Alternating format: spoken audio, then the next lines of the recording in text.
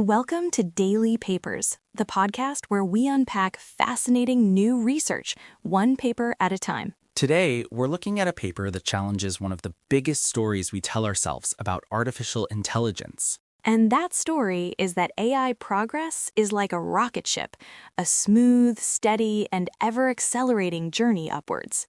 Every new model is bigger and smarter than the last, and this will just continue forever. Right. We just assume that progress is a straight line going up. But this paper, titled Punctuated Equilibria in Artificial Intelligence, says the reality is a lot more jerky. It's less like a rocket ship and more like evolution itself. Punctuated equilibrium. That sounds like a term from a biology textbook. It is.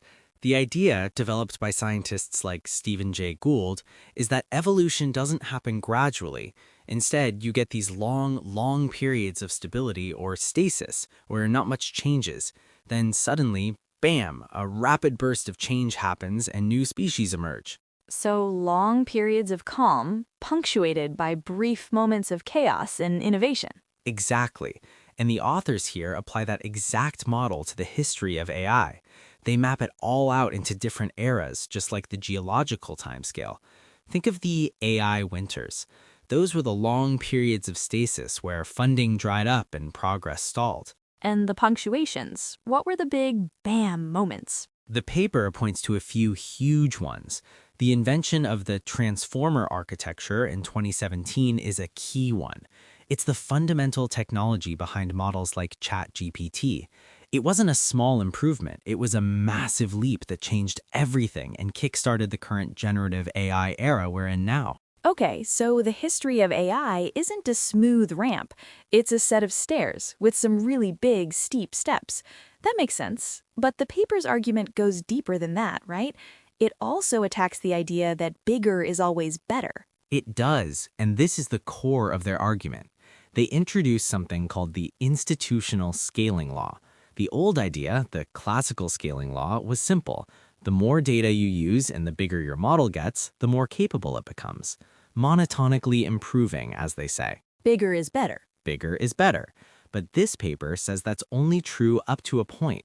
They argue that in the real world, for institutions like a hospital, a bank, or a government, what you really care about isn't just raw capability. You care about what they call institutional fitness. And what makes an AI fit for an institution? It's a balance of four things.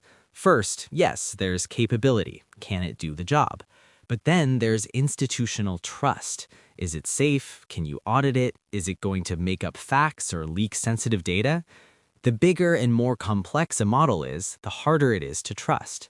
Right, it becomes a kind of black box. What are the other two? Third is affordability.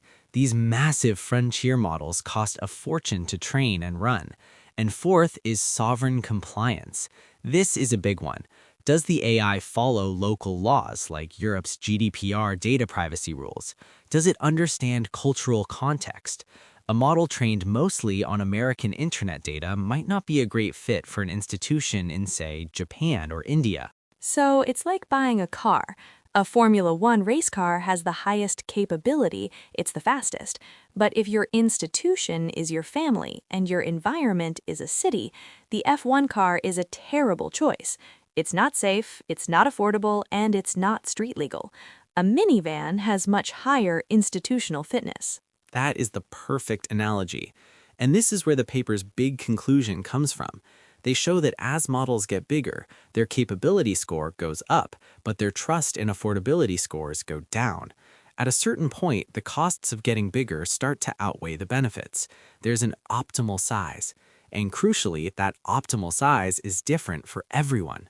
Because different institutions weigh those four factors differently. A Silicon Valley startup might care almost entirely about capability and cost, but a European government agency might care way more about trust and sovereignty. Precisely. And this leads to what the paper calls speciation. Just like in biology, where different environments lead to different species, different institutional environments will lead to different species of AI. So the future of AI isn't one giant, all-powerful model that takes over the world. It's a diverse ecosystem of different AIs, each one adapted to its specific niche. That's the prediction. You'll see the rise of sovereign AI, where countries develop their own models that are aligned with their laws and culture, and you'll see domain-specific models. The paper uses another great biology term for this, symbiogenesis. Symbiosis, like things working together? Exactly.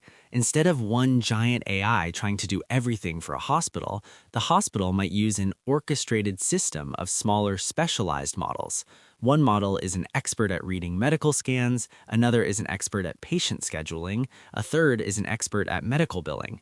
Together, this team of specialists is far more effective, trustworthy, and affordable for the hospital than one massive generalist model. Better adapted is always better than just plain bigger. That's the takeaway. The classical scaling law says bigger is always better. The institutional scaling law says better adapted is always better. And in the real world, adaptation means more than just raw power. So, to sum it up, AI progress happens in sudden leaps, not a smooth climb, and the long-held belief that we should just keep building bigger and bigger models is flawed. It is, at least for most real-world applications. The future isn't a single king of the jungle, but a rich, diverse ecosystem of AIs, all specialized for the environments they live in. The next major leap in AI might not come from a bigger model, but from a smarter way of getting smaller models to work together.